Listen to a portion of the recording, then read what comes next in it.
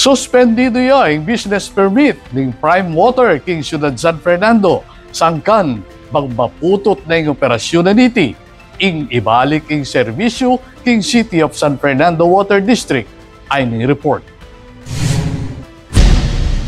Direkta ning inampang ning City Government of San Fernando king pamanimunan ng Mayor Vilma Caluwag ing executive order ang magsuspendi king Mayor's permit ning Prime Water Infrastructure Corporation. Sangkan bang maputot na ing operasyon na niti king syudad at ibalik ing mabilog a responsibilidad ning water service king City of San Fernando Water District. Personal ding etad ni Mayor Caluwag, Vice Mayor Aurelio Brenz Gonzales at reng miyembro ning 9th Sangguniang Panlungsod Task Force on Water Service Compliance ing kopya ning utos king opisina ning Prime Water at CSFWD inyang Lunes, November 17, 2025. Agpangkang Caluwag makabase ing desisyon king makabang pamanigaral at reng saingsing dareng Fernandino.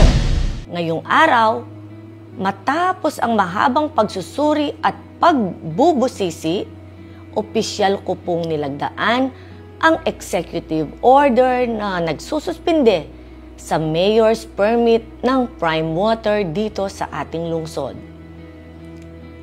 Ibig sabihin po nito ay simula ngayong araw ay suspendido na ang kanilang business permit at hindi sila maaaring mag-operate hanggat hindi nila napapatunayan na naayos na nila ang mga problema sa kanilang serbisyo.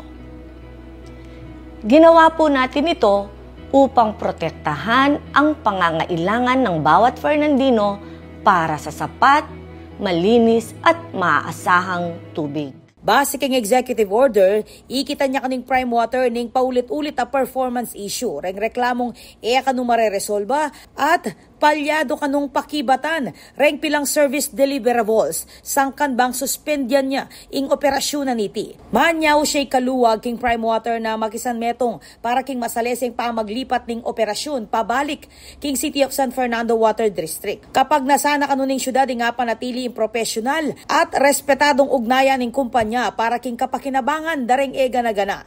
Sinigurad na namang CSFWD General Manager Engineer Nelson Lingat ing kapagsadya ning Water District na i-take over ing operasyon at gawang technical a proseso at patatagan niyang water quality at pressure king transition period. Pinuri na namang Caluwag ing suporta ning Sangguniang Panlungsod at ning Task Force on Water Service Compliance king pamagdala king metong kareng kamahulagang desisyon ning kayang administrasyon. Manyaw siya ing city government kareng hanggang residente na manatiling kalmado at maging updated hanggang king pamagbalaos ning transition.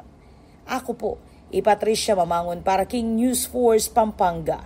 Balitang tutuking Balen, susuyo.